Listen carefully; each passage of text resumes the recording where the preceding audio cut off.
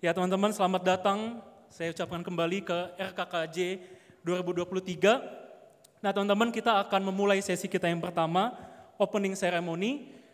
Nah teman-teman, apakah teman-teman semua tahu dari mana aja kampus yang hadir di RKK ini? Teman-teman pelayanan mahasiswa di Jakarta sebenarnya terbagi ke 5 wilayah. Ada JB, JS, JS2, JT, dan JP.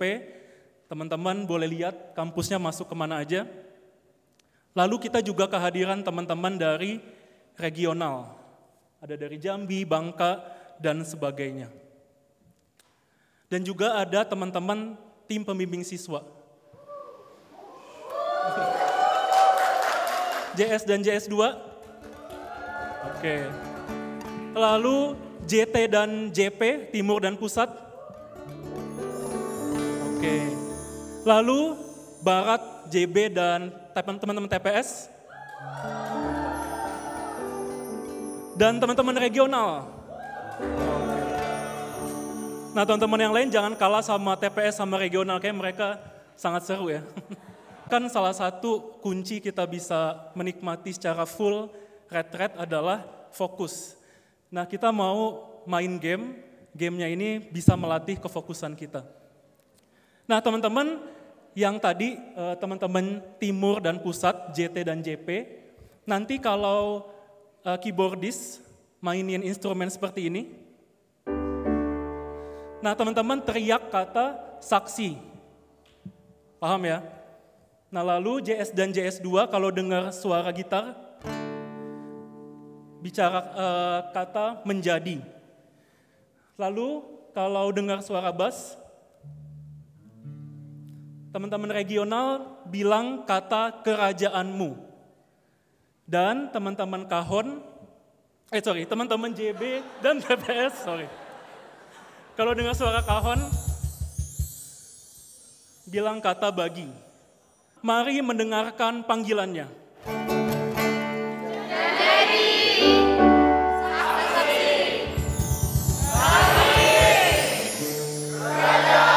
RKKJ 2023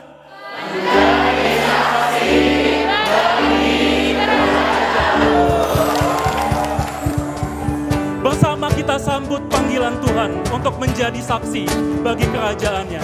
Dengar dia panggil nama saya.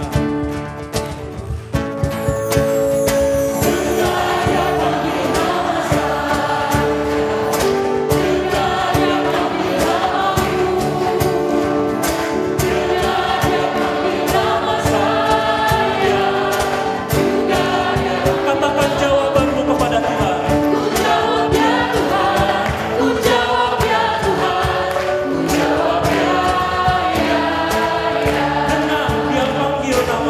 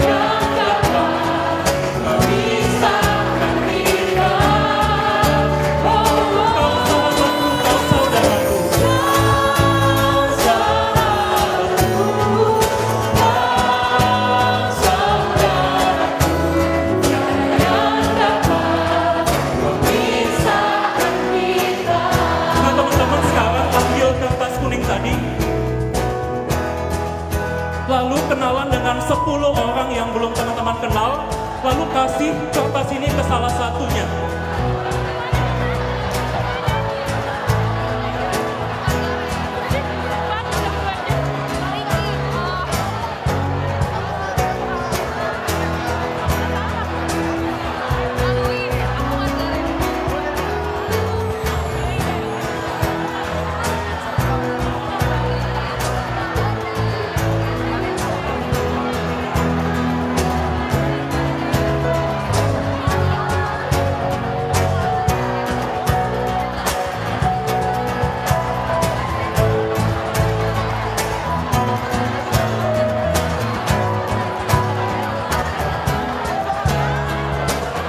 Oke teman-teman, balik kembali ke tempatnya. Nanti kita bisa lanjutin lagi kenalan kita.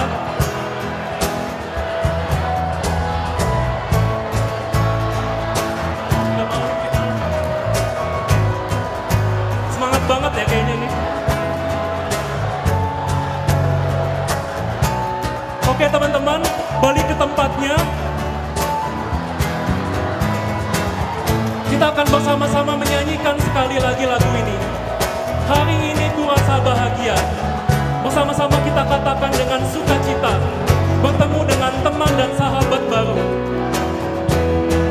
Hari ini ku rasa bahagia.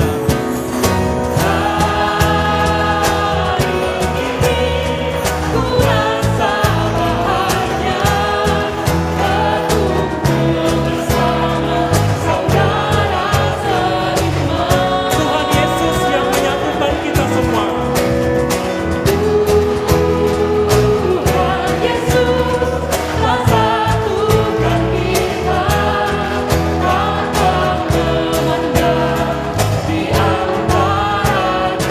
Bersama bergandengan tangan dalam kasih.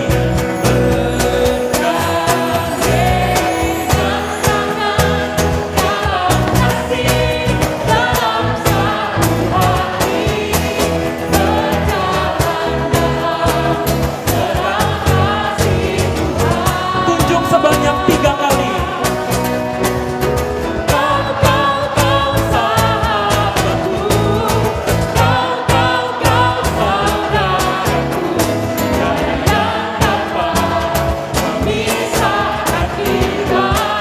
Sekarang tunjuk sebanyak 5 kali.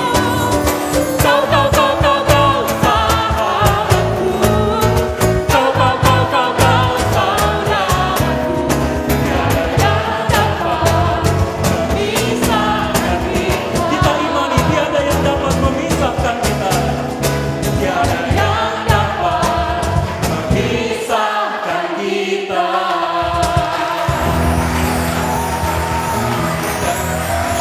Puji Tuhan, teman-teman silakan duduk kembali. Dan teman-teman tadi kertas kuning, kan ada nama dan asal kampusnya, nanti mungkin selama 4 hari boleh follow up, boleh kenalan lebih lanjut. Nah teman-teman, kita akan melihat sebuah video dan juga mendengarkan sambutan dari Ketua Panitia yang akan mengantarkan kita masuk di dalam RKK selama 4 hari ke depan. Oke, perkenalkan nama gue Tio dari Universitas Indonesia. Di sini gue sebagai seorang AKK. Pengaruh terbesar KK itu adalah gue yang awalnya bukan dari latar belakang persekutuan, yang mana gue nggak tahu tuh caranya bertumbuh, bertanya dan sharing dan sebagainya. Gue memiliki sebuah tempat untuk bertumbuh bersama, bisa saling sharing bersama, dan gue semakin mengenal Tuhan bersama teman-teman gue.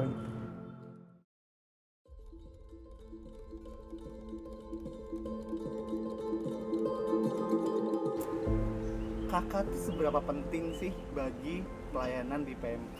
Menurut Li? Kalau menurut aku pribadi, kakak itu penting banget sih buat pelayanan PMK. Kakak di PMK itu sangat penting karena dia merupakan tulang punggung gitu di PMK itu sendiri. Dan aku ngelihatnya bahwa ya itu sangat berdampak gitu loh. Kelihatan anak-anak yang dimuridkan melalui kelompok kecil dan anak-anak yang belum dimuridkan melalui kelompok kecil tuh beda dampaknya ke pelayanan PMK gitu kan.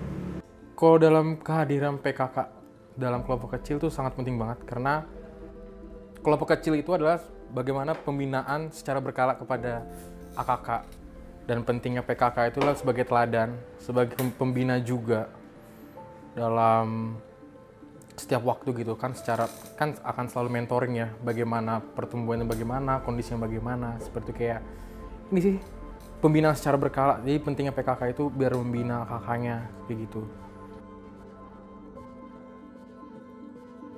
Ketika pandemi, kakak gue tuh sebenarnya ada beberapa yang gue ikutin. Yang pertama tuh dari SMA.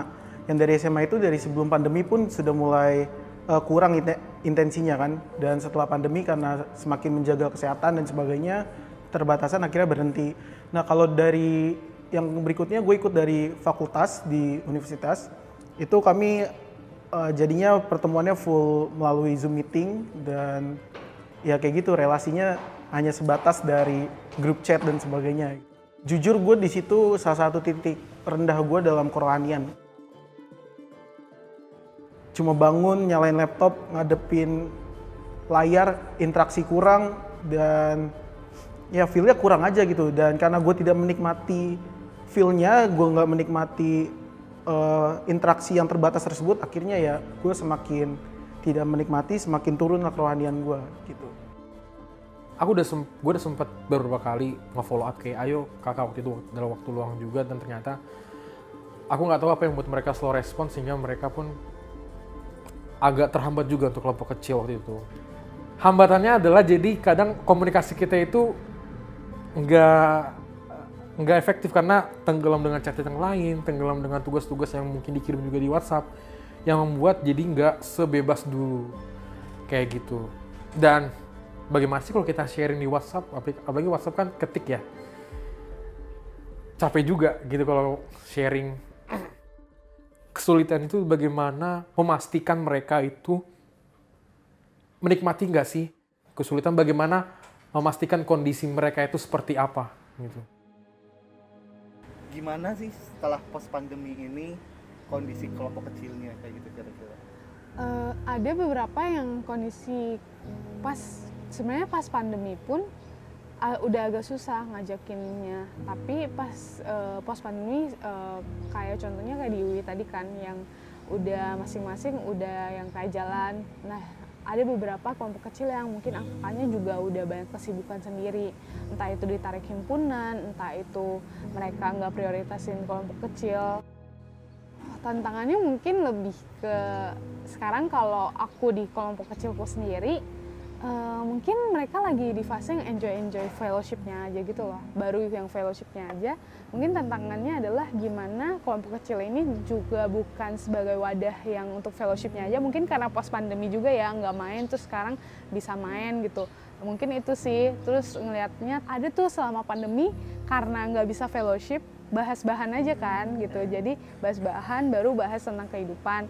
Nah aku ngelihatnya kadang culture itu pas pandemi kebawa gitu, ada yang mungkin bahas bahan doang, jadi secara relasi berbagi hidup tuh nggak terlalu deep. Jadi ada dua sisi sih, satu ada yang terlalu menikmati fellowshipnya, terus ada satu lagi yang kayak yaudah dinamika kelompok kecilnya nggak ada, yang kayak fellowship bahas bahan aja gitu. Jadi penghalang? Belum, masa dikatakan belum. Karena yang menjadi penghalangnya itu balik lagi karena udah terbiasa dengan online, yang terbiasa dengan kesibukan masing-masing, yang membuat kayak sulit untuk ketemu juga gitu, lebih memprioritaskan kesibukan masing-masing. Setelah pandemi ini, apa mimpi terbesar? Mimpi terbesarku mungkin hal ini yang terus kudoain sih, semoga ya si kakak di BINUS tuh enggak semerta-merta yang ngejarnya kuantitas saja gitu. Aku rindunya adalah PMK ku tahu bahwa, bukan tahu sekedar tahu, maksudnya memaknai bahwa ya kelompok kecil itu tulang punggung gitu. Jadi kita sama-sama mengusahakan.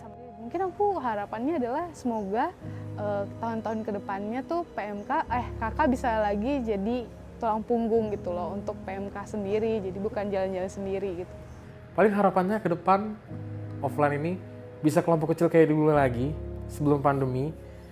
Bagaimana bisa melihat pertumbuhan masing-masing, karena nggak cuma mereka bertumbuh, kadang aku juga bertumbuh lewat setiap sharing mereka aku juga bisa belajar seperti itu. Bisa sharing kayak dulu lagi, bisa bertumbuh kayak dulu lagi, bisa menikmati setiap proktat-proktat sehingga setiap pertumbuhan ini gak kita rasain masing-masing. Bisa kita bagiin ke teman-teman yang lain, kelompok kecil yang lain, sehingga apa yang kita nikmati dulu itu bisa kita rasain sekarang lagi, dan juga bisa teman-teman yang lain juga rasakan gitu sih. Harapan gue untuk kelompok kecil gue, terutama setelah post pandemi ini, yang pertama agar tidak berhenti lagi di tengah jalan, terus berjalan. Yang kedua, kita bertumbuh bersama, kita udah tidak punya batasan lagi untuk bertemu kembali, tidak ada batasan lagi untuk kembali bersekutu dan sharing bareng-bareng lagi.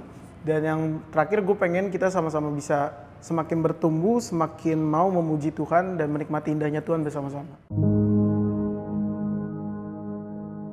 Shalom abang kakak dan teman-teman semua yang hadir di sini. Ya, ketika kita sama-sama mengikuti RKKJ ini, kita meyakini bahwa kondisi kelompok kecil sedang tidak baik-baik saja. Ya, kelompok kecil sedang tidak baik-baik saja dalam kampus-kampus. Video sebelumnya mungkin juga adalah kondisi yang kita semua hadapi. Dan juga kerinduan kita gitu, supaya kelompok kecil dapat kembali bangkit. Ya, aku bersyukur bahwa Tuhan memimpin persiapan RKKJ ini dari awal sampai saat ini gitu.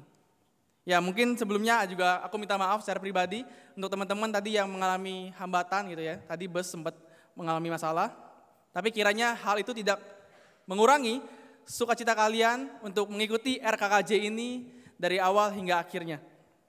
Ya, teman-teman, dalam persiapan RKKJ ini, panitia sempat memiliki keraguan apakah bisa mengumpulkan ratusan peserta. Ternyata Tuhan masih berbelas kasih kepada kita semua sehingga RKKJ ini boleh dihadiri oleh 180 peserta. Terpujilah Tuhan. Artinya masih ada harapan bagi kampus-kampus di Jakarta dan sekitarnya. Teman-teman, saat ini aku mau mengajak kita semua untuk memikirkan ulang sebenarnya apa yang menjadi fokus, apa yang sebenarnya sedang kita kerjakan di kampus kita. Apa yang menjadi fokus kampus kalian masing-masing. Oke, kita mengerjakan kelompok kecil di dalam kampus kita. Tetapi sebenarnya apa yang menjadi tujuan semuanya itu? Dalam buku Rethinking the Church yang aku baca, yang terpenting bukannya bagaimana membuat hal ini menjadi lebih baik. Dalam konteks kita bertanya gitu, bagaimana membuat kelompok kecil menjadi lebih baik. Tetapi juga yang kita perlu tanyakan adalah, mengapa saya membuat atau melakukan dengan cara ini gitu. Atau mengapa saya mengerjakan hal ini gitu. Jadi sebelum kita bertanya bagaimana atau how, tapi kita perlu memikirkan ulang mengapa saya mengerjakan kelompok kecil.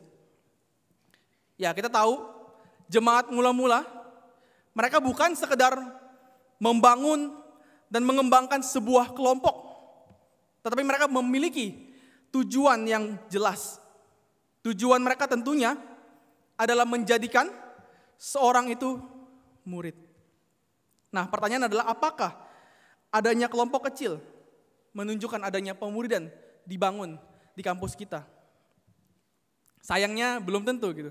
Adanya kelompok kecil belum tentu menunjukkan adanya pemuridan yang terbangun. Maka dari itu, jika kita sekedar membangun kelompok kecil yang besar tanpa tujuan yang jelas, ya kita mungkin akan salah gitu. Mungkin untuk apa kita capek-capek, berlelah mengerjakan kelompok kecil? Apa yang sebenarnya sedang kalian semua bangun di kampus kalian masing-masing? Tentu solusinya bukan menghapus kelompok kecil, tapi saya mau ngajak kalian semua untuk memikirkan ulang kembali gitu. Semua orang di sini perlu menanyakan, mengapa kalian ikut kelompok kecil? Mengapa kalian mengerjakan kelompok kecil? Dan apa tujuan sebenarnya dari kelompok kecil itu? Inilah dasarnya gitu. Inilah fondasi sebelum kalian berjuang mati-matian mengerjakan kelompok kecil di kampus kalian masing-masing. Kiranya melalui RKKJ ini kita boleh kembali memikirkan dan memiliki fokus yang jelas ketika kalian kembali ke kampus. Saya harap kalian semua menangkap tujuan pemuridan yang jelas itu untuk kalian dapat bawa kembali pulang ke kampus kalian masing-masing. Saya katakan ya, selamat menikmati seluruh rangkaian RKKJ. Tuhan memberkati kita semua. Teman-teman, sesungguhnya Allah yang berinisiatif mengadakan RKKJ ini untuk membangkitkan kembali semangat pemuridan mahasiswa di Jakarta, di regional maupun juga siswa di Jakarta. Dan kita dipilihnya secara khusus yang hadir dalam RKKJ ini sebagai orang-orang yang akan diperlengkapi. Dan Allah hadir dalam RKKJ ini untuk memberikan berkat kebenaran firman Tuhan, penyertaannya. Karena itu mari kita menyambut panggilan Tuhan tersebut. Kita siapkan hati kita untuk masuk di dalam ibadah, di dalam RKKJ kita. Mari kita mengambil sikap berdoa, kita berdoa secara pribadi, mempersiapkan hati kita di hadapan Tuhan.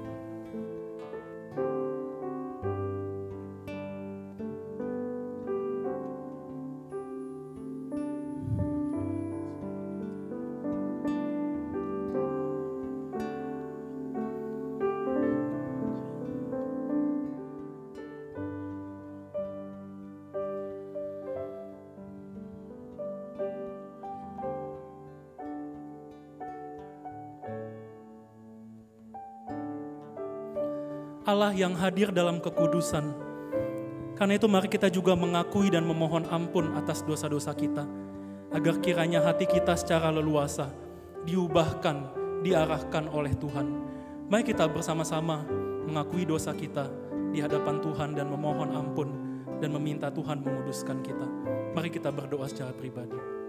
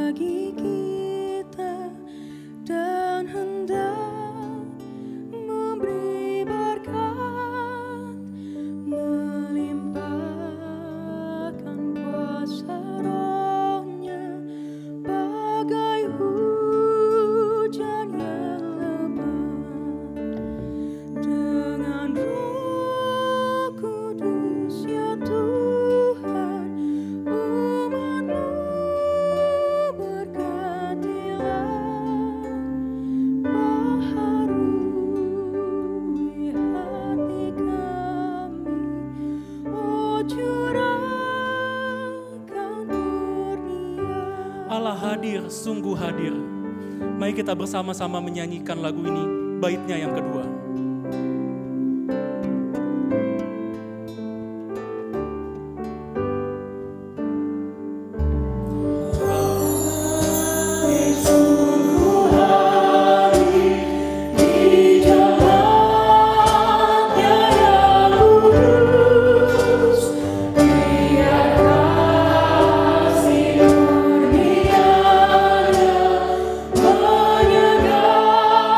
Menyegarkan kita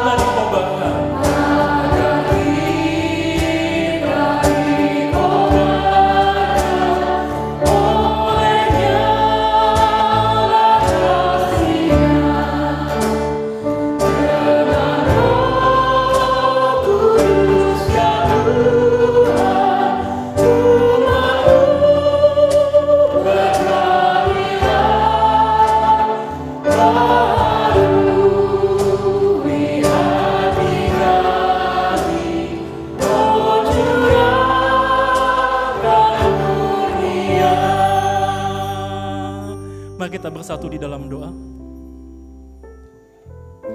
Bapa di surga, kami mengimani bahwa Engkau yang hadir pada hari ini, pada RKKJ ini, mengundang kami semua sehingga kami bisa datang di tempat ini bersama-sama. Kami menyiapkan hati untuk Tuhan arahkan, Tuhan bentuk, Tuhan pimpin di dalam panggilan Tuhan untuk menjadi saksi-Mu, menjadi saksi bagi kerajaan-Mu melalui pelayanan kelompok kecil.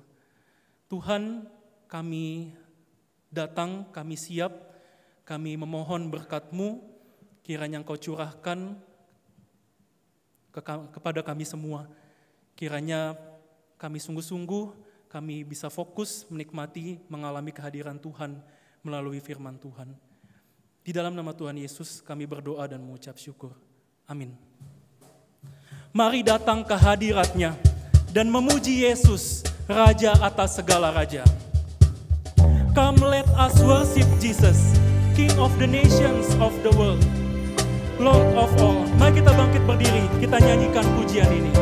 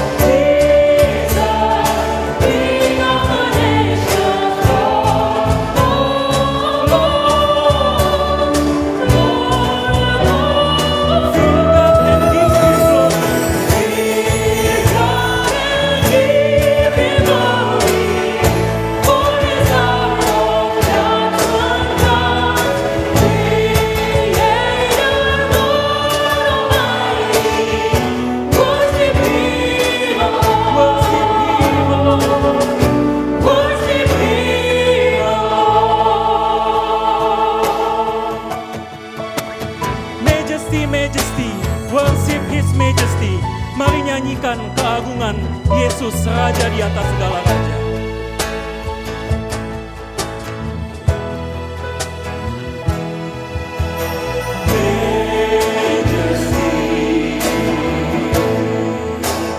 Praise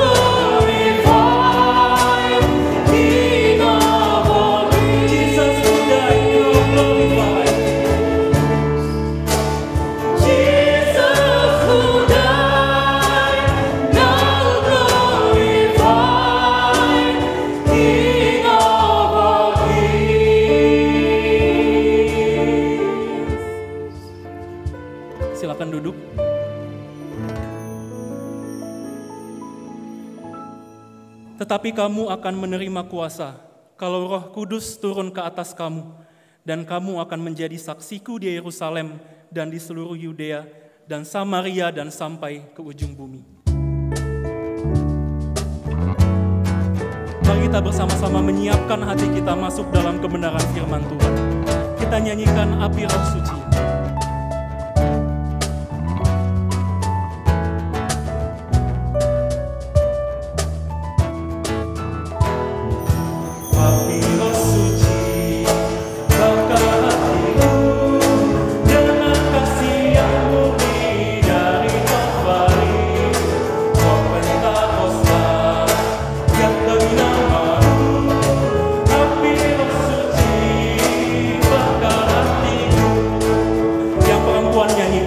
Api Roh Suci bakar hatiku.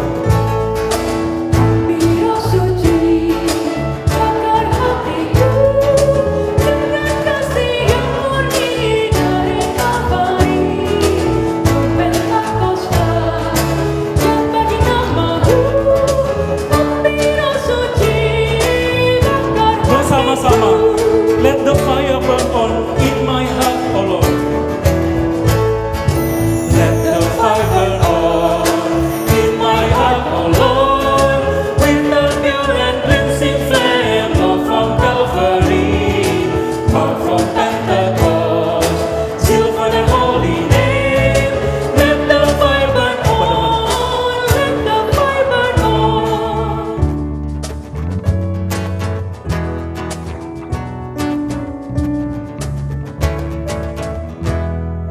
Inilah doa kami, ya Allah. Sekali lagi, bakarlah hati kami. Bangkitkan kami, ya Tuhan. Supaya kami masuk di dalam penyembahan Raja di atas segala raja. Di dalam penyembahan yang tidak hanya dengan mulut kami, tetapi dengan satu ketaatan menangkap panggilan Allah bagi kami. Sekali lagi, bekerjalah ya Allah. Bekerjalah di dalam hati kami. Bekerjalah di kampus kami. Bekerjalah di kota kami. Bekerjalah bagi bangsa kami. Kiranya Tuhan memimpin pemberitaan firman Tuhan.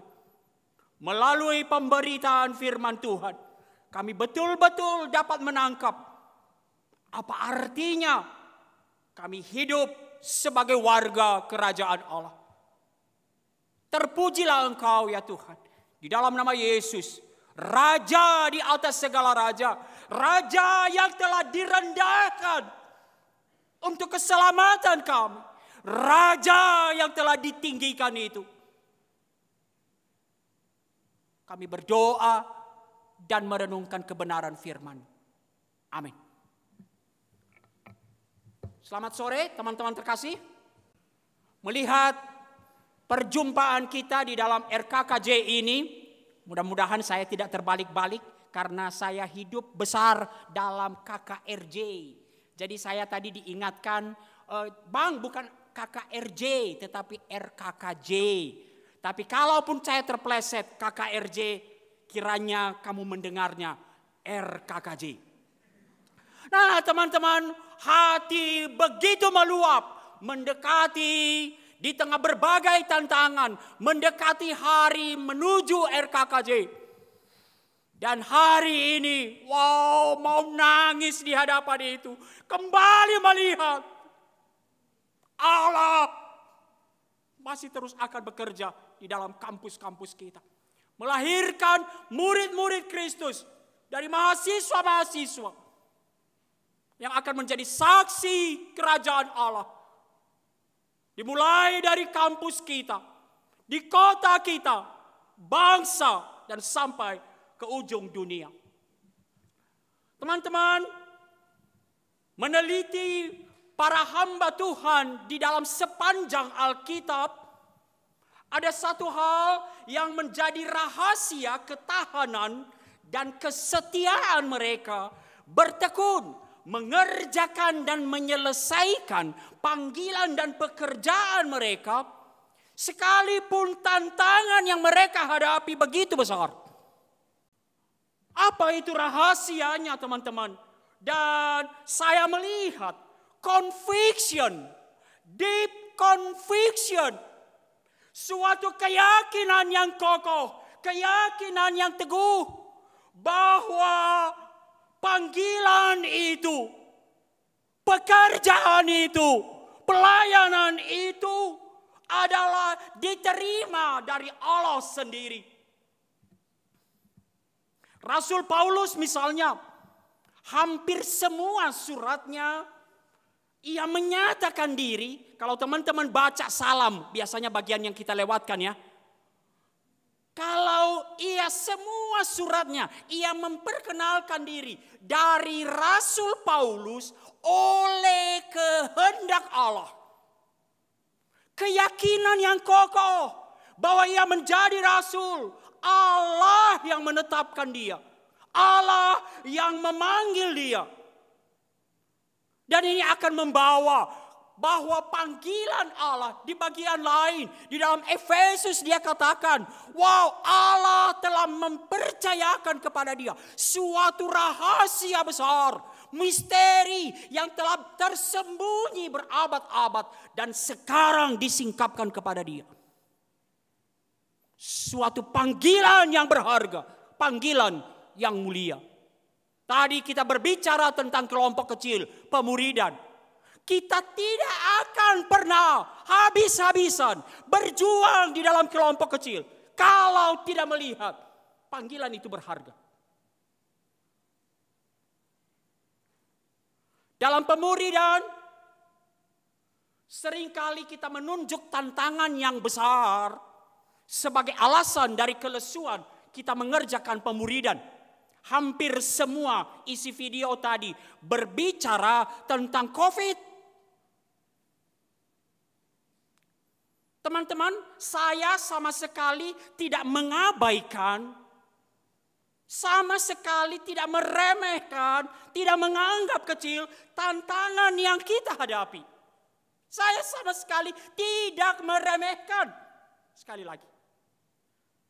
Tetapi yang mungkin betul-betul kita perlukan adalah deep conviction. Bahwa ini panggilan kita dari Allah. Rasul Paulus di dalam persidangannya, di hadapan persidangan yang menentukan mungkin hidup matinya. Di hadapan persidangannya, Raja Agripa, ia menegaskan kepada penglihatan yang dari sorga itu, tidak pernah aku tidak taat. Di hadapan persidangan. Penggunaan frasa tidak pernah aku tidak taat mengungkapkan betapa besarnya tantangan untuk menjadi alasan untuk tidak taat. Atau dalam surat 2 Korintus. Wow, surat 2 Korintus sangat baik. Untuk melihat betapa besarnya tantangan yang dihadapi Rasul Paulus di dalam panggilannya menjadi saksi Kristus. Saya setiap kali mulai mengeluh, wah Tuhan terlalu susah. Aku udah berumur Tuhan. Membangun kelompok kecil kepada anak mahasiswa. Aku udah terlalu berumur. Gap bahasaku terlalu besar. Membaca surat 2 Korintus belum selesai. Menangis di hadapan Tuhan.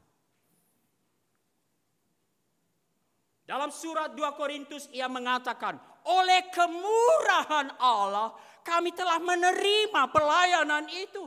Karena itu kami tidak tawar hati. Apa artinya ini? Ada begitu besar tantangan yang berpotensi menjadi tawar hati. Tetapi conviction, keyakinan yang kokoh oleh kemurahan Allah, aku menerima pelayanan ini, membuat tidak tawar hati. Kalau teman-teman mau lihat tantangan yang dihadapi Rasul Paulus di dalam surat 2 Korintus, begitu menyatakan begitu besarnya tantangan yang dihadapi Paulus.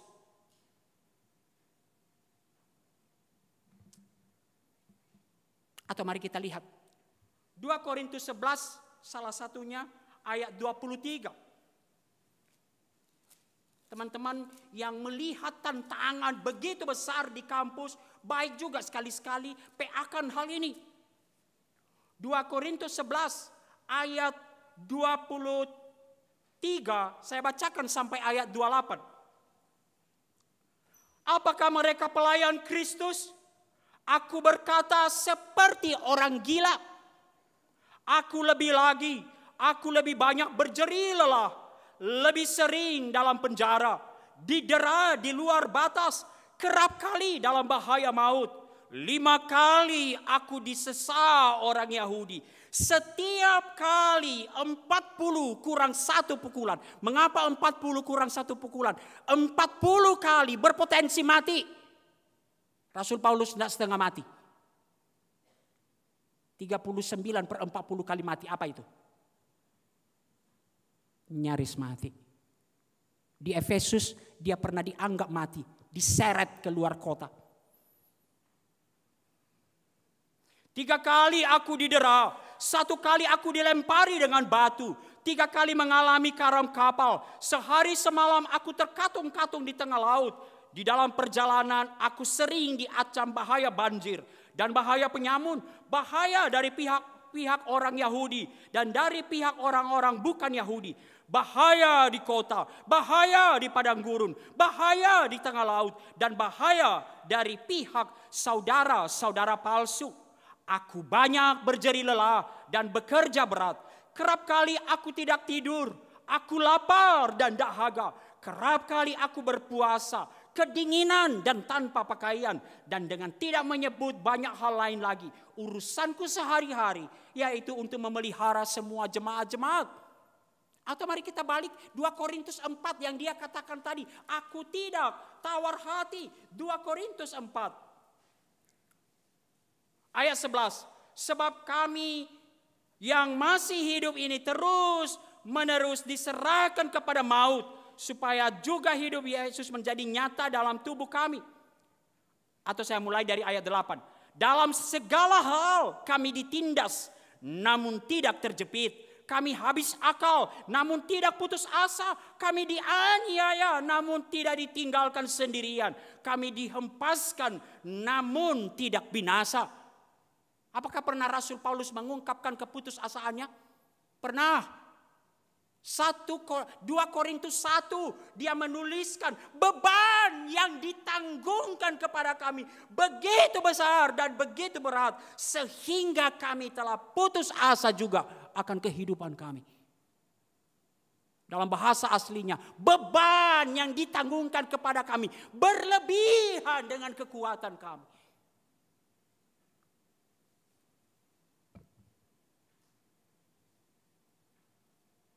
Tetapi oleh kemurahan Allah kami telah menerima pelayanan ini.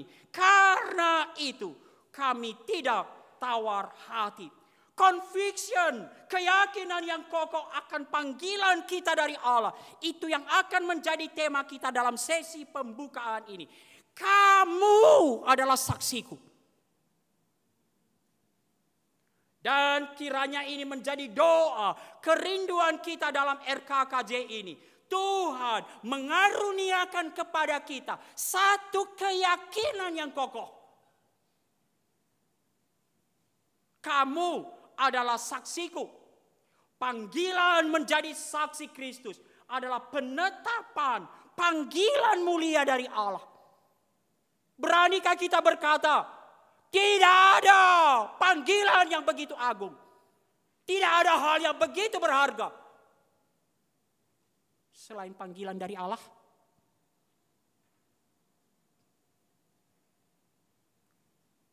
Dasar perenungan kita dalam sesi ini adalah Kisah Para Rasul 1 ayat 8. Namun saya ajak kita membaca Kisah 1 mulai pasal ayat 1 sampai 8. Saya ajak kita mulai membaca mulai dari ayat 1. Mari kita bacakan bergantian, saya bacakan ayat 1, kemudian teman-teman sampai ayat 8. Hai Theophilus, dalam bukuku yang pertama aku menulis tentang segala sesuatu yang dikerjakan dan diajarkan Yesus.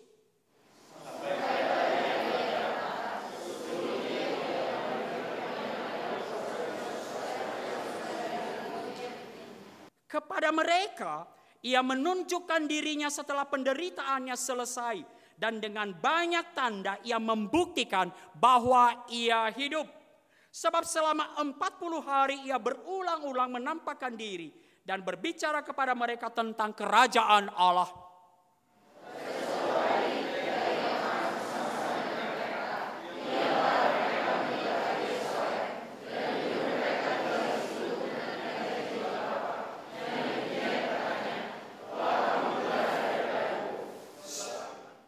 Gak apa-apa, mau bareng juga saya juga gak apa-apa kok.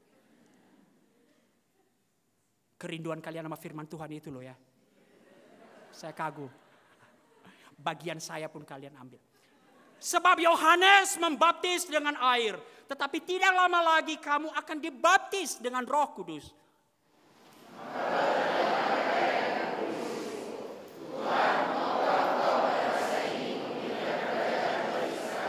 Jawabnya, engkau tidak perlu mengetahui masa dan waktu yang ditetapkan Bapa sendiri menurut kuasanya.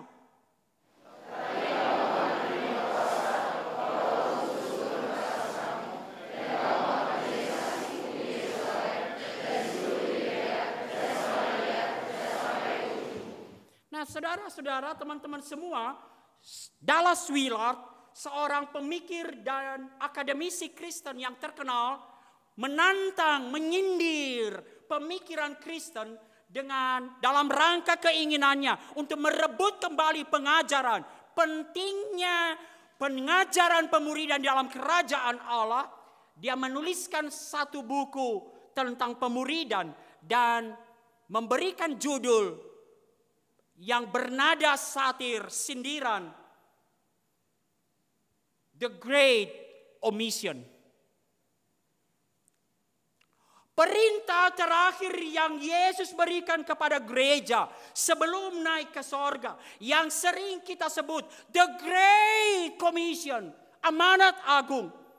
Yaitu panggilan bagi orang Kristen untuk menjadikan segala bangsa murid Kristus.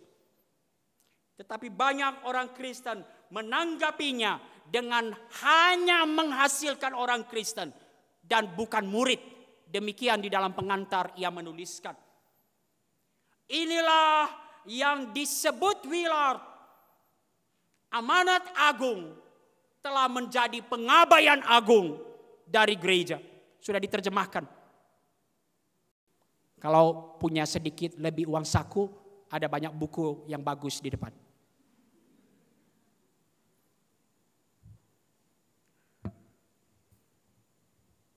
Mengapa terjadi demikian?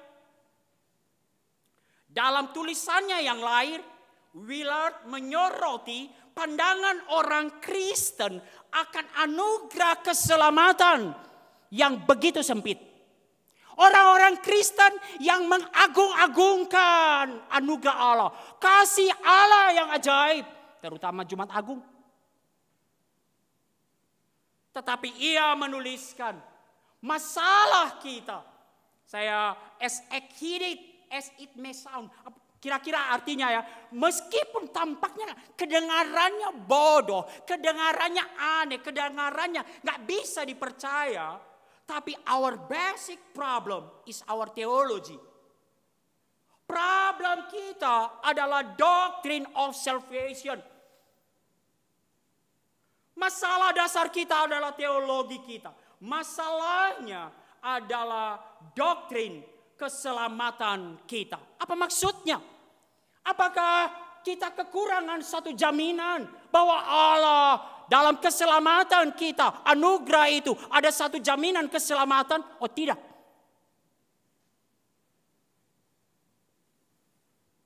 Tetapi mayoritas orang Kristen melihat keselamatannya sebagai keselamatan individu diri sendiri. Mayoritas orang Kristen melihat jaminan masuk surga, hanya melihat itu. Udah aman kaplingnya di surga. Dan dalam sepanjang kehidupannya kemudian hanya terfokus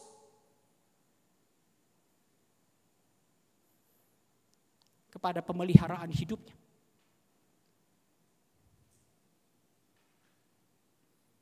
Mereka yang merajakan Allah. Tapi Yohanes 6 memberikan suatu pengajaran penting kepada kita. Setelah Yesus memberikan makan 5.000 orang, mereka mendesak Yesus, menjadikan dia raja. Aneh ya. Apakah kurang bagus mereka mendesak Yesus, menjadikan dia raja? Tapi menarik di situ, Yesus menyingkir. Lalu Yesus kemudian pergi ke Kapernaum dan esok harinya mereka lihat, wah nggak ada Yesus. Lalu mereka kejar Yesus ke Kapernaum. Dan inilah kemudian jawaban kepada kita. Di Kapernaum, Guru, kapan tiba di sini? Mukjizat apa lagi ini? Dan Yesus berkata, aku berkata kepadamu, kamu mencari aku, kamu mengejar aku. Bukan karena melihat tanda-tanda ajaib. Bukan karena melihat tanda-tanda Allah ilahi. Tetapi karena kamu sudah makan roti dan kenyang.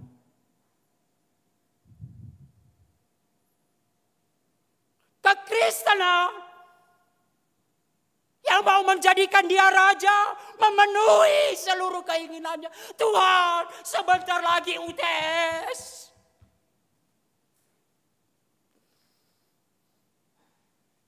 Tuhan, ini promosi jabatan yang kemudian kita bungkus.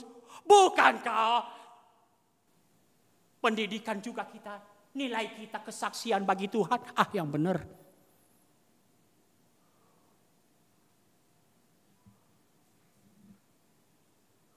Waktu saya kurang sih ya. Saya akan kasih contoh sebenarnya. Kurang kelihatan kalau soal studi. Kita di kampus. Karena ya oke. Bukankah kesaksian? Wah, kalau orang-orang Kristen dilihat lulus dengan nilai yang bagus. Bukan satu kesaksian. Dan itu juga nanti yang akan terbawa kepada kakak-kakak kita yang udah bekerja. Bukankah pekerjaan juga adalah kesaksian? Nanti sharing sama kakak-kakak. Setiap promosi jabatan, berlutut terus-menerus menyembah Tuhan. Engkau raja di atas segala raja. Ketika promosi, pasti naik gaji ya. Bagian terbesar dari gaji kemana? Kenaikan gaji kemana? Belum naik gaji pun kita udah rancang pengeluaran untuk diri sendiri.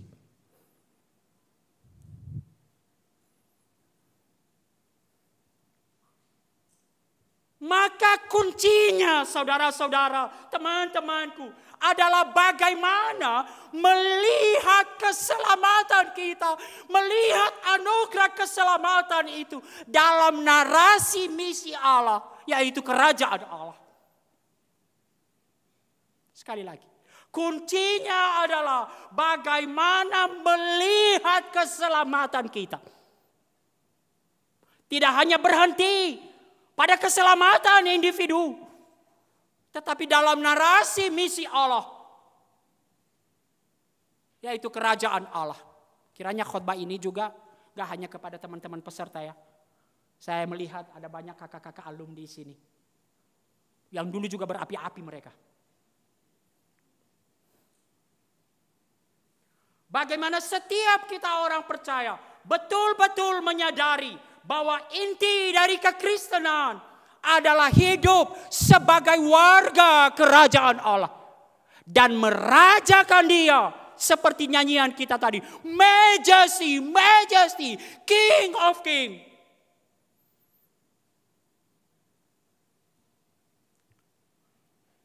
Menangkap dan taat pada panggilan Allah bagi kita. Menjadikan segala bangsa murid Yesus. Dan inilah yang akan kita lihat dalam teks kita tadi. Teman-teman, kerajaan Allah adalah inti misi dari pewartaan Yesus. Dalam Kisah Para Rasul ayat 3 tadi kita lihat, ini peristiwa setelah kebangkitan Yesus, menunjukkan apa yang terus diwartakan Yesus. Apakah misi kebangkitan Yesus? Kepada mereka yang menunjukkan dirinya setelah penderitaannya selesai. Dan dengan banyak tanda yang membuktikan bahwa ia hidup. Sebab selama 40 hari ia berulang-ulang menampakkan diri. Dan berbicara kepada mereka tentang kerajaan Allah. Kalau kita lihat pasal 1 ayat 1, Kisah Para Rasul adalah kelanjutan Injil Lukas. Maka baik untuk melihat apa yang dikatakan oleh Injil Lukas. Dalam Injil Lukas kita lihat teman-teman menuliskan segala sesuatu yang dikerjakan dan diajarkan Yesus sampai hari ia terangkat. Berarti sebelum Kisah Para Rasul ini. Dan dari Injil Lukas kita diberitahu bahwa sejak awal kerajaan Allah adalah inti misi dan pewartaan Yesus.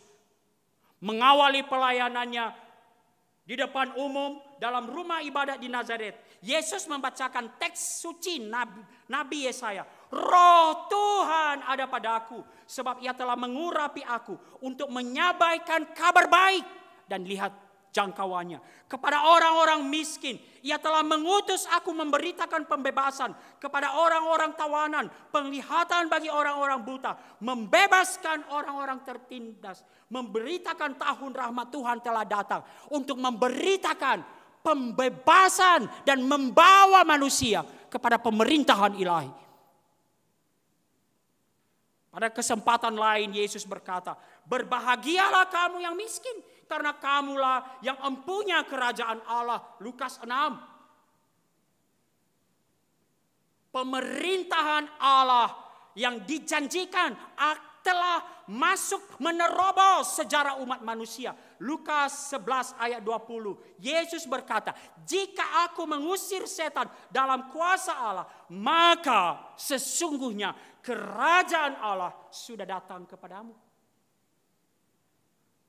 Lukas 21, kerajaan Allah sudah dekat. Teman-teman, demikian juga kalau kita lihat seluruh Injil. Dalam The Discipleship Gospel dikatakan para ahli perjanjian baru sepakat bahwa Yesus berbicara tentang kerajaan Allah lebih dari apapun selama pelayanannya di bumi. Saya ulangi. Yesus berbicara tentang kerajaan Allah lebih dari apapun. Lebih dari hal apapun selama pelayanannya di bumi. Dituliskan lebih dari 100 kali. Dan secara sederhana berbicara tentang kerajaan Allah. Apa yang Yesus minta dilakukan orang. Ikuti dia sebagai murid. Dan hasilkan murid dari semua bangsa. Apa itu murid? Yang menjadikan dia raja.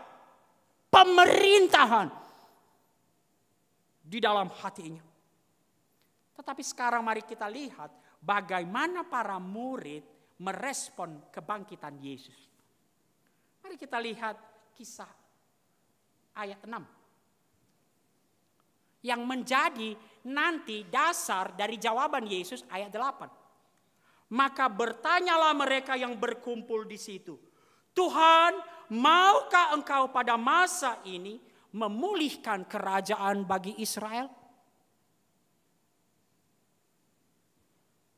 Kalau kita melihat Alkitab terjemahan berbahasa Inggris, maka sebenarnya ayat 6 ini lebih tepat diterjemahkan bukan satu permohonan, tapi lebih kepada satu pertanyaan. Tuhan, apakah atau akankah pada masa ini engkau memulihkan kerajaan bagi Israel?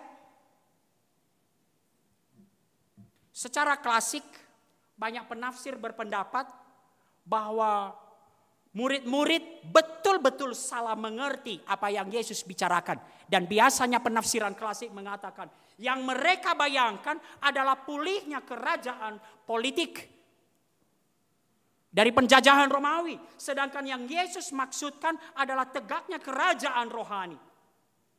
Pemerintahan Allah di hati manusia. Tentu bisa jadi seperti itu. Tapi menurut saya kita tidak bisa memastikan apakah maksud murid-murid seperti itu. Mengapa? Nanti kalau kita lihat jawaban Yesus, yang dipersoalkan Yesus bukan tentang pemulihan kerajaan Israel. Jadi bisa jadi betul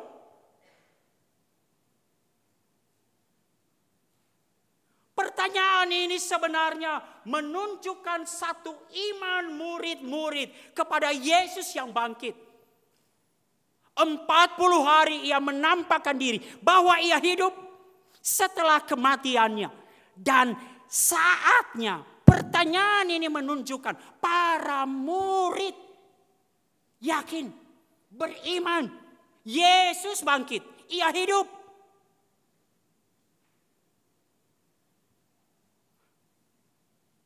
Tuhan, akankah engkau pada masa ini memulihkan kerajaan bagi Israel? Artinya mereka percaya bahwa Yesus yang telah bangkit dari kematian adalah Tuhan yang Maha Kuasa. Yang memiliki otoritas. Sekalipun pada masa itu Israel sedang terpuruk.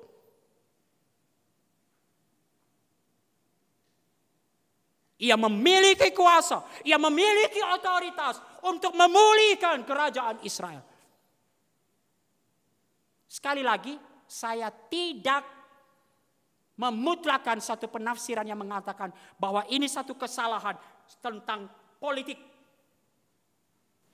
Maka saya ajak kita untuk lebih fokus melihat jawaban Yesus atas pertanyaan para murid tersebut.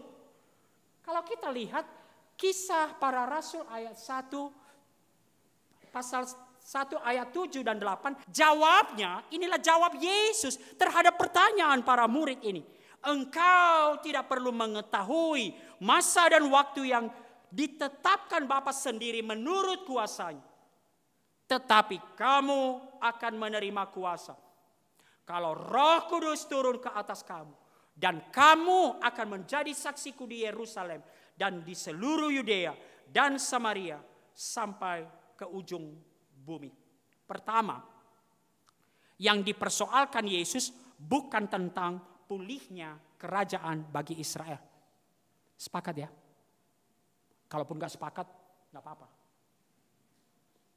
Tapi tampaknya kita gak bisa memastikan yang dimasalahkan Yesus dari jawaban itu bukan tentang pemulihan kerajaan Israel.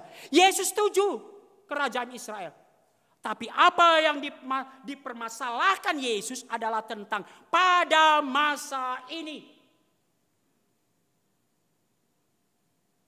Engkau tidak perlu mengetahui masa dan waktu yang ditetapkan Bapa sendiri menurut kuasanya. Jawaban Yesus ini merupakan sebuah teguran bagi murid-murid. Mereka terlalu fokus pada apa yang bukan menjadi urusan mereka. Kata tetapi nanti mengatakan seperti Yesus mengatakan, itu bukan urusanmu. Kapan? Tetapi kamu.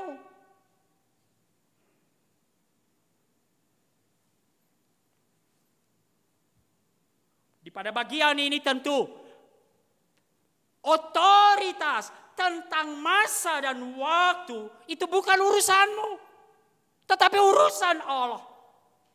Otoritas Allah. Lalu apa yang seharusnya menjadi urusan murid-murid? Apa yang seharusnya menjadi fokus murid-murid? Dan kita tidak bisa pisahkan dari ayat 8. Tetapi kamu akan menerima kuasa kalau Roh Kudus turun ke atas kamu. Dan kamu akan menjadi saksiku. Teman-teman, saya tidak terlalu pintar bikin quotation, kutipan, nggak terlalu pintar. Jadi memang salah satu ini saya nggak banyak yang foto. Kalau tulisan-tulisan yang quote yang manis kan banyak yang foto ya. Lalu dijadikan kemudian IG, jangan lupa mention saya ya. Tapi memang jarang di quote karena nggak cantik. Nanti kalian percantik lah ya. Ada anak-anak FIB ya di sini ya. Kalian percantik lah ya. Nah teman-teman, Yesus menegur para murid untuk tidak fokus pada apa yang menjadi urusan mereka.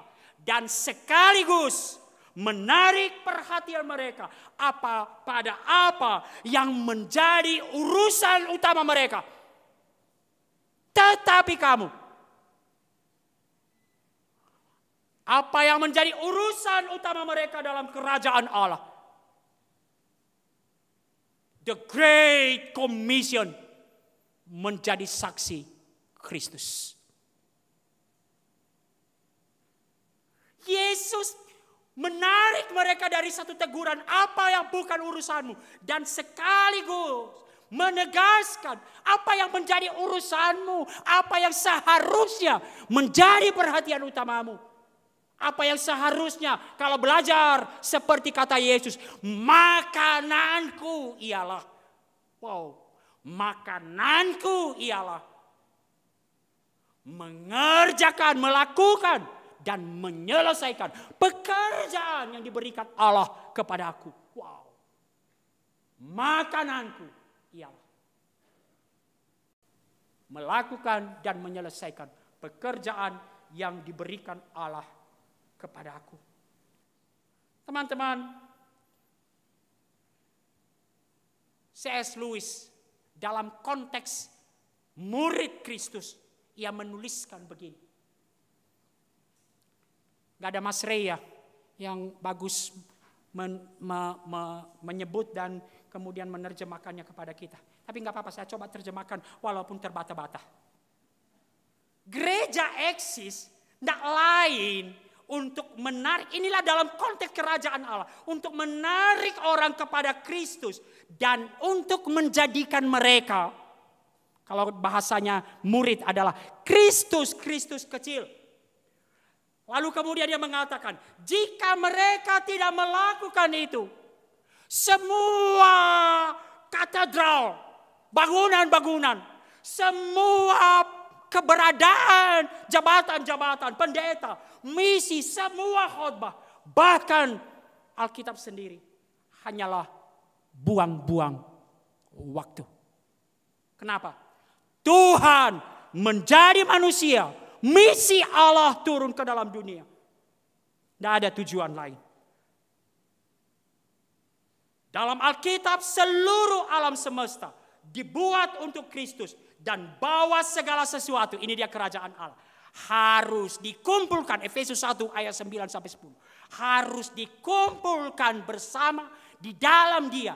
Dan Yesus adalah kepala. Efesus 1 ayat 8 dan 9. Wah senang saya, ada sedikit yang foto-foto. Tapi jangan terpaksa ya, karena saya bilang tadi, lalu kemudian hari ini saya mabok, harus repost mention kalian. Teman-temanku, izinkan saya menarik beberapa aplikasi.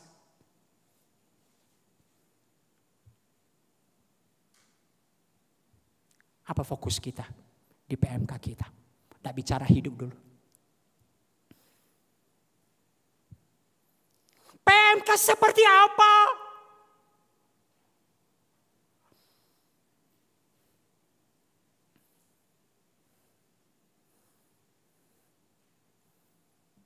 Bahkan apa yang sering menjadi fokus kita? Kalau saya sering kali diminta untuk membawakan, saya sangat senang membawakan doktrin teman-teman ya. Wah, saya diminta doktrin keselamatan. Pertanyaan terbesar adalah, apa yang bukan urusan kita? Pertanyaan terbesar, Bang, kalau begini, selamat gak? Mana gua tahu dia selamat apa kagak? Kalau begini, selamat gak Bang? Bukan urusanmu. Urusan Allah, tetapi kamu. Apalagi kita menghabiskan waktu untuk berbagai perdebatan teologis.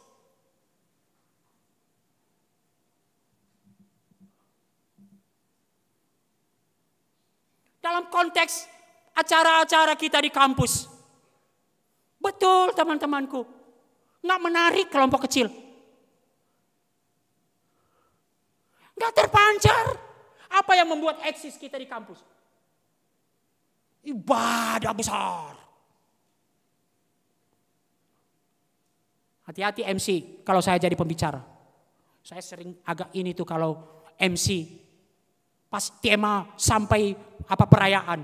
Maka kita tiba pada acara yang kita tunggu-tunggu. Oh? Apa itu? Games, door prize. Lalu saya mau pulang benar-benar. Kalian gak nunggu-nunggu saya berarti. Gak nunggu-nunggu firman Tuhan. Benar. Kalimat yang digunakan selalu seperti itu. Benar atau enggak? Benar kan? Maka kita tiba pada acara yang ditunggu-tunggu. Seru. Meriah. Seorang kakak senior mengkritik. Kita sekarang membuat acara, hampir ada begitu banyak kampus, tidak menyebut siapa pembawa firman Tuhan. Bukan saya mau terkenal, lalu karena buat foto saya yang pakai baju jaket coklat itu. Enggak. Tapi kalau itu inti dari ibadah kita pemberitaan firman Tuhan, maka siapa pembicaranya? Mari kita dukung, kita doakan dia. Tapi yang dituliskan dalam publikasi kita, jangan sampai gak datang, ada door prize. Saya gak anti door prize loh ya. Tapi mari kita tempatkan apa yang menjadi fokus. Kelompok kecil teman-teman. Kalau kita gak memahami conviction akan panggilan kita, kelompok kecil gak semarak. Kita menghabiskan sebagian besar waktu kita hanya untuk 1-2 orang. Itu juga masih slow respon dia. Tapi kalau kita melakukan ibadah, wow, semarak. Saya tidak mengatakan itu tidak penting. Bagaimana kita melihat hal itu semua dalam konteks fokus kepada pemuridan. Mudah-mudahan saya masih tetap diundang. Walaupun ada acara door prize. Itu yang pertama. Yesus menegur mereka. Jangan fokus pada apa yang menjadi bukan urusan. Tapi mari kita menempatkan fokus utama kita. Makananku ialah seperti Yesus katakan. Melakukan dan menyelesaikan pekerjaan yang Bapa berikan bagiku. Kedua, apa yang dikoreksi Yesus tentang cakupan atau jangkauan pemulihan yang akan dilakukan oleh Allah. Dan seperti tadi, kesalahan besar kita adalah dalam doktrin keselamatan kita. kita pikir Yesus datang. Betul sih masuk sorga. Tapi secara khusus nyiapin kita di sorga.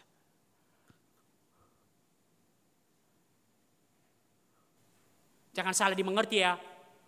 Kalimat saya ini dengan mengatakan sorga tidak penting. Sorga penting. Teman-teman, sekali lagi yang dipersoalkan Yesus bukan tentang pulihnya kerajaan bagi Israel. Bahkan kalau kita lihat kemudian kerajaan yang sedang dibicarakan Yesus memang bermula dari Israel. Kamu akan menjadi saksiku dari mana? Yerusalem, Yudea, Israel. Namun teman-temanku, kerajaan Allah tidak identik atau tidak berhenti pada pemulihan Israel. Pemulihan Israel hanyalah sebuah sarana untuk mencapai tujuan ultima, pemulihan semua bangsa.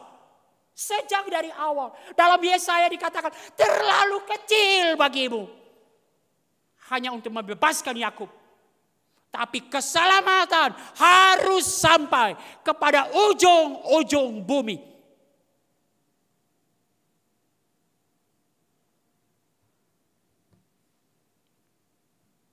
Pemulihan Israel hanyalah sebuah sarana untuk mencapai tujuan ultima. Pemulihan semua bangsa. Pemulihan seluruh bumi. Teman-teman, kalau saya boleh tarik langsung aplikasi keselamatan kita.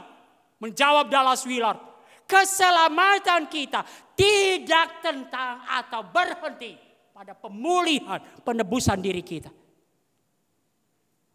Tetapi sebagai sarana panggilan untuk pemulihan bangsa. Semua bangsa sampai ke ujung bumi. Kerajaan Allah bersifat global sampai ke ujung bumi. Dan untuk itulah Yesus turun ke dunia. Itu misi Yesus. Dia mati disalibkan, lalu bangkit dan naik ke sorga. Ia mengampuni manusia berdosa, yang menyerahkan, bertobat dan menyerahkan diri. Lalu menghadirkan pemerintahan Allah di hati mereka. Dan catat, orang-orang dari semua suku bangsa sampai ke ujung bumi. Johann Hermann Bavinck menuliskan begini. Misi adalah satu aktivitas gereja yang pada esensinya tidak lain dan tidak bukan adalah misi Kristus, aktivitas Kristus. Membawa orang ke dalam pertobatan, beriman kepada Kristus, kemudian menjadikan mereka murid, menjadikan mereka dalam satu persekutuan.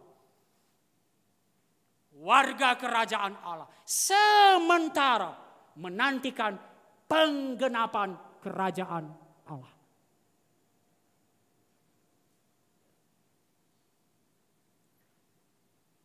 Inilah yang dikoreksi Yesus kepada murid-muridnya. Murid-murid menempatkan pemulihan Israel sebagai tujuan ultima mereka. Mereka mementingkan pemulihan Israel dan bukan tujuan di balik pemulihan itu, yaitu kerajaan Allah. Dan koreksi ini sekaligus menegaskan apa yang menjadi misi atau bagian murid-murid dalam kerajaan Allah. Conviction. Dan ini yang ditetapkan Allah. Inilah dipanggil pemulihan Israel untuk memanggil mereka pada satu panggilan. Apa yang menjadi misi bagian murid-murid dalam perwujudan kerajaan Allah. Kamu adalah saksiku. Kamu adalah saksiku. Menjadi saksi Yesus, menyaksikan kerajaan Allah yang diajarkan, dihadirkan dan dijanjikan oleh Yesus. Di mana? Di mana-mana sampai ke ujung bumi. tentu kehadiran kita di sini, mari kita melihat keselamatan kita di dalam konteks ini. Tujuan Allah, kehadiran kita di PMK di kampus, kehadiran kita di kota, kehadiran kita bagi bangsa ini, dan sampai ke ujung bumi. Maka kembali apa yang dilontarkan, menjawab apa yang dilontarkan oleh Dallas Willard. Teman-temanku, saya tuliskan seperti ini. Melihat anugerah keselamatan kita secara benar dalam narasi kerajaan Allah akan membawa kita pada keyakinan yang teguh, conviction, bahwa keselamatan yang kita peroleh tidak dapat dipisahkan dengan panggilan kita dari Allah menjadi saksi Kristus sampai ke ujung bumi. Ini bagian pertama dari 2 pokok perenungan kita. Oh, masih panjang dong. Bagian pertama udah 46 menit. Kalian bayangkan bagian kedua kalau 46 menit juga. Tapi saya akan cepat pada bagian kedua. Kenapa? Keyakinan ini akan memimpin kita kemudian kepada satu keyakinan yang lain. Ini bagian pertama, kita perlu memiliki deep conviction, keyakinan yang kokoh bahwa urusan kita, panggilan kita dari Allah, urusan utama kita adalah kamu adalah saksiku. Dan kita masuk pada pokok perenungan kedua. Karena panggilan itu dari Allah. Sekali lagi. Karena panggilan itu dari Allah, maka kita hanya bisa mengerjakannya dengan kuasa dari Allah. Saya masuk pada pokok perenungan kedua. Oh, saya pakai kalimat Lukas. Kuasa di Injil Lukas pasal 24. Kuasa dari tempat yang maha tinggi. Tetapi kamu akan menerima kuasa kalau Roh Kudus turun ke atas kamu. Dan akan memampukan kamu, akan menjadikan kamu saksiku di Yerusalem, di seluruh Yudea dan Samaria, sampai ke ujung bumi. Jawaban Yesus kepada murid, tetapi kamu akan menerima kuasa, mengungkapkan, menyatakan, hanya kalau murid-murid menerima Roh Kudus, menerima kuasa Roh Kudus, barulah bisa mengerjakan misi itu, menjadi saksi Kristus. Itulah sebabnya kalau kita lihat ayat 4 tadi, Yesus menyuruh mereka tinggal di situ. Ia melarang mereka meninggalkan Yerusalem dan menyuruh mereka tinggal di situ, menantikan janji Bapa yang demikian katanya telah kamu dengar daripadaku. Tanpa kuasa Roh Kudus, murid-murid tidak akan dapat bersaksi dengan benar dan efektif, dan kesaksian mereka tidak akan pernah sampai ke ujung bumi. Mereka membutuhkan kuasa dari Roh Kudus. Keberanian tidaklah memadai. Akan putus asa. Tadi video tadi ada banyak impian dan harapan. Impian dan harapan akan tinggal impian. Pengalaman juga tidak dapat diandalkan. Pengetahuan bahkan seringkali mengecewakan. Melalui Roh Kudus, mereka akan melakukan hal-hal yang ajaib. Itu kita akan lihat besok. Roh Kudus memberikan keberanian. Di sepanjang kisah para rasul kemudian menjadi bukti hanya karena kuasa dari Roh Kudus. Kisah para rasul menggenapkan sampai ke ujung bumi. Itulah sebabnya Rasul Paulus berkata di dalam jemaat Tesalonika, sebab Injil yang kami beritakan bukan disampaikan kepadamu dengan kata-kata saja, tetapi juga dengan kekuatan oleh Roh Kudus, dengan satu kepastian yang kokoh. Kita akan banyak kapita selekta. Belajar bagaimana membangun relasi. Bagaimana seperti ini.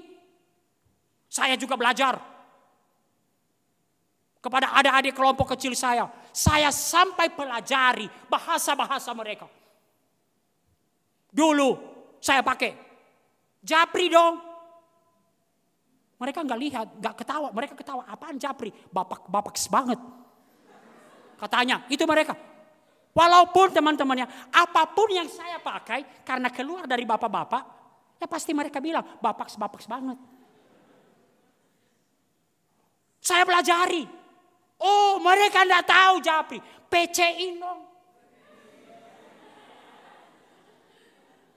Ayo guys. Wow. Walaupun kadang-kadang saya senyum-senyum juga ketika saya type. Kenapa teman-teman? Wah, kelompok kecil saya di satu fakultas di UI.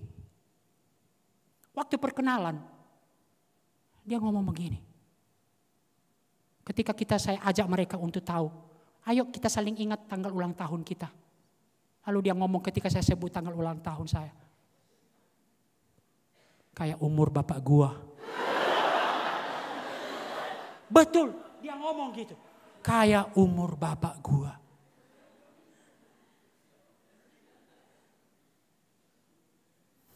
Saya belajar. Tetapi tanpa kuasa Roh Kudus. Sehebat apapun pelajaran saya tidak akan sanggup merebut hati mereka.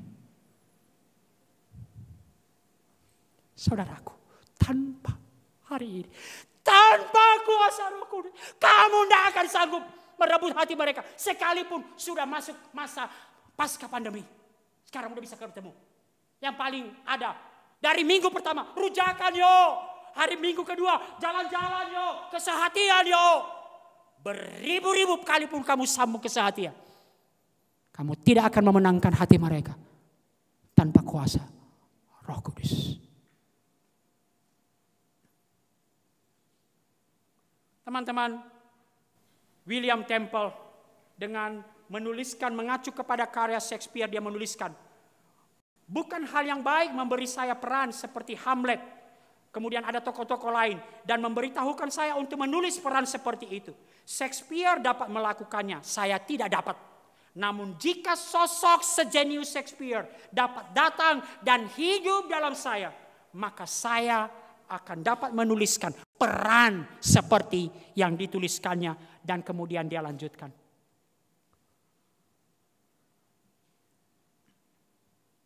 Adalah hal yang tidak baik menunjukkan kepada saya sebuah hidup seperti Yesus dan menyuruh saya untuk menghidupi hidup seperti itu. Sekalipun saya teriak-teriak hari ini, makananku ialah melakukan. Yesus dapat melakukannya, saya tidak dapat. Namun jika Roh Kudus, Roh Yesus datang dan tinggal di dalam saya, maka saya dapat hidup di dalam hidup sepertinya. Dan saya bisa membagi hidup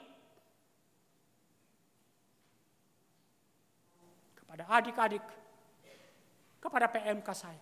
Hidup seperti Yesus.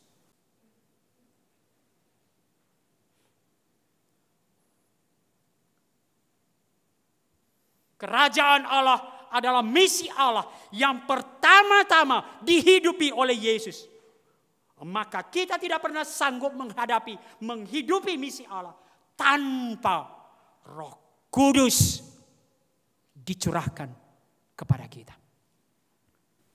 Saya masuk kemudian pada bagian akhir. Teman-teman yang belum tahu saya, kalau sudah tiba pada perahu, itu bisa tarik napas. Itu udah bagian akhir. Walaupun kadang-kadang masih panjang juga. Teman-temanku, ini pertanyaan-pertanyaan kemudian refleksi. Kamu adalah saksiku. Tema kita di sesi pertama ini. Apakah engkau menangkap deep conviction? Panggilan kita. Pemuridan. Berbusa-busa kita di sini. Kalau kamu gak tangkap dengan keyakinan yang kokoh. Mungkin kita hanya akan membentuk kelompok mentor-mentoran. Kelompok sharing-sharingan.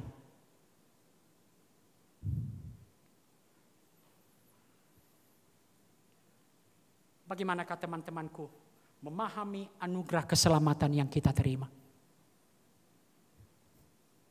Adakah kita melihat, menempatkannya dalam narasi kerajaan Allah?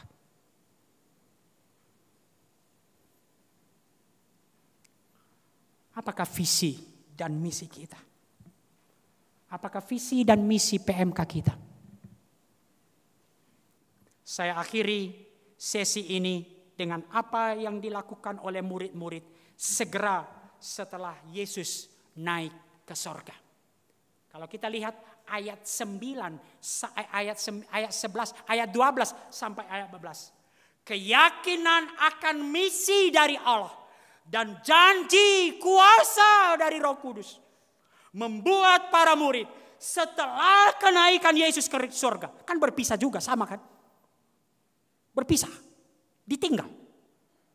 Membuat mereka pulang ke Yerusalem dengan bersukacita dan bertekun di dalam doa, menantikan janji-janji Allah. Sungguh suatu perpisahan yang berbeda dengan perpisahan pertama. Yohanes mencatat, Yohanes 14, Yohanes 16. Hati mereka begitu gelisah ketika Yesus berkata, aku akan pergi.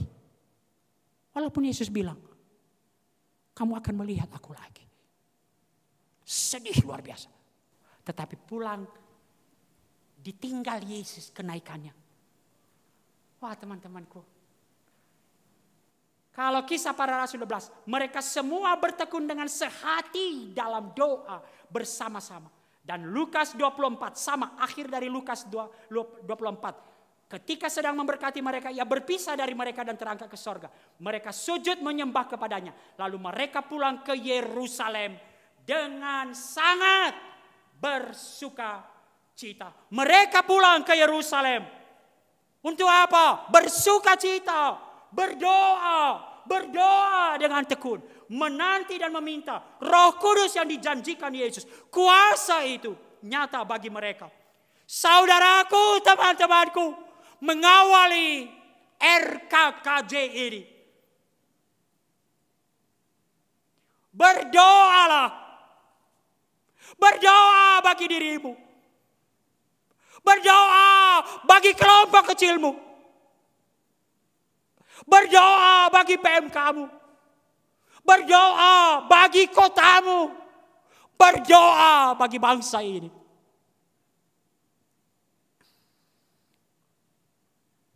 Kuasa Roh Kudus bekerja dengan hebat di tengah tantangan pergumulan yang hebat.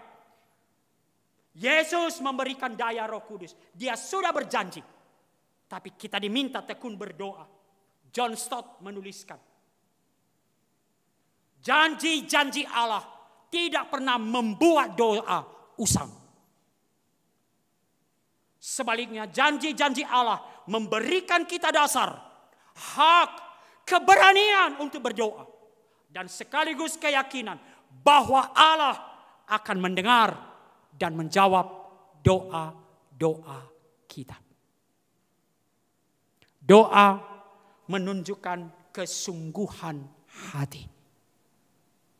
Makananku ialah melakukan dan menyelesaikan pekerjaan yang Allah berikan bagi kita. Menjadi saksi Kristus. Maka mengawali seluruh rangkaian RKKJ ini, mari kita tekun berdoa. Tuhan, karuniakan kepada aku, karuniakan kepada PMK-ku deep conviction, keyakinan yang kokoh akan panggilan kita. Kamu adalah saksiku sampai ke ujung bumi. Kiranya Tuhan curahkan kuasa Roh Kudus kepada kita semua. Roh Kudus membakar hati kita. Roh Kudus yang memberi kita kuasa. Saya ajak kita semua sebagai doa kita untuk berdiri, sama-sama berdiri dan kembali menyanyikan lagu yang tadi sudah diajarkan kepada kita. Kita akan nyanyikan 2 kali. Betul-betul nyanyikan ini sebagai doa kita. Api Roh Suci. Nyanyikan sebagai doa kita mengawali RKKJ ini. Tuhan karuniakan kepadaku keyakinan yang kokoh. Tuhan karuniakan kepadaku kuasa dari tempat yang maha tinggi.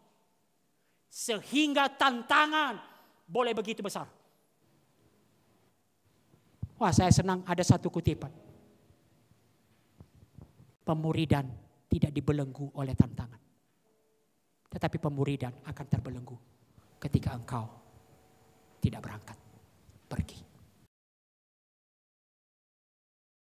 Kita nyanyikan 2 kali. Silakan dipimpin. Dan saya minta dengan kasih setelah Mas Purwoko untuk memimpin kita di dalam doa.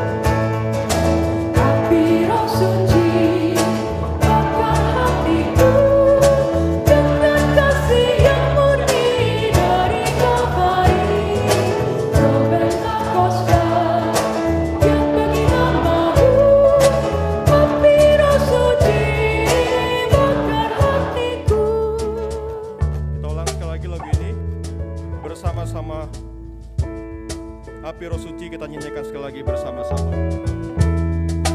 Api Roh Suci bakar hatiku dengan kasih yang murni dari Kalvari. Roh Pentakosta yang bagi namamu. Api Roh Suci bakar hatiku. Kita berdoa. Bapa di surga, terima kasih untuk firman yang sudah disampaikan. Biarlah kiranya kebenaran-Mu terus bekerja dengan giat di dalam hidup kami. Setiap firman yang keluar dari penyampaian kiranya tidak kembali dengan sia-sia. Ya Bapa, kami mohon di satu sisi berikanlah kami anugerah untuk memiliki keyakinan yang kokoh bahwa kami adalah orang yang dipilih Allah menjadi saksi. Dan memiliki keyakinan yang kokoh bahwa peran kami signifikan bagi kerajaan Allah. Anugerahkanlah kami ya Tuhan keyakinan yang kokoh ini. Tetapi kami mohon di sisi yang lain Tuhan, berikanlah kami kekuatan berjuang untuk memahaminya, mengerti, bergulat dengan keyakinan ini. Ketika ada tantangan demi tantangan, kiranya keyakinan yang kami telah dengar ini memberikan kami kekuatan untuk terus melangkah maju. Dan yang paling utama, memberikan kami kesanggupan berlutut di hadapan Allah. Memohon semuanya dalam doa. Dan kami tutup doa kami dengan permohonan kiranya Roh Kudus bekerja di antara kami semua. Kiranya Allah Roh Kudus bekerja di antara kami semua. Kuasa dari tempat yang tertinggi kiranya menggerakkan kami, menghidupkan kami, membakar kami, menopang kami. Terima kasih ya Tuhan. Ini doa dan seruan kami. Dalam nama Yesus kami memohon. Amin. Kiranya melalui sesi pembukaan kita sore ini, kita dikokohkan pada panggilan kita untuk menjadi saksi bagi kerajaannya. Kita berdiri, kita menyanyikan lagu tema kita Will Walk the Land.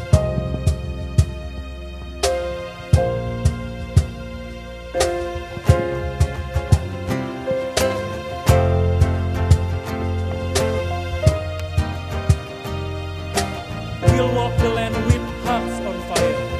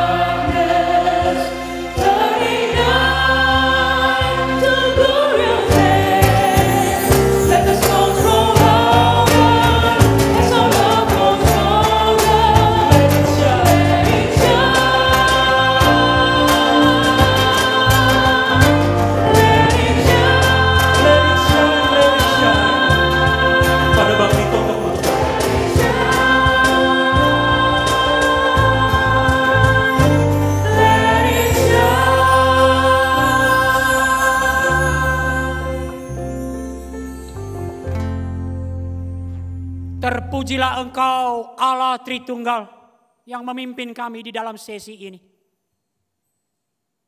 Kiranya semua kami yang ambil bagian di dalam sesi ini menyerahkan, membiarkan diri Allah bekerja seluas-luasnya di dalam hati, di dalam kehidupan kami. Untuk memberikan satu keyakinan kepada kami akan panggilan kami yang begitu mulia. Panggilan kami yang memberikan dampak bagi dunia ini. Menjadi saksi, saksi Kristus. Di mana Tuhan menempatkan kami. Bahkan sampai ke ujung bumi. Dalam nama Yesus kami berdoa. Amin. Silakan duduk dan bersatu teduh.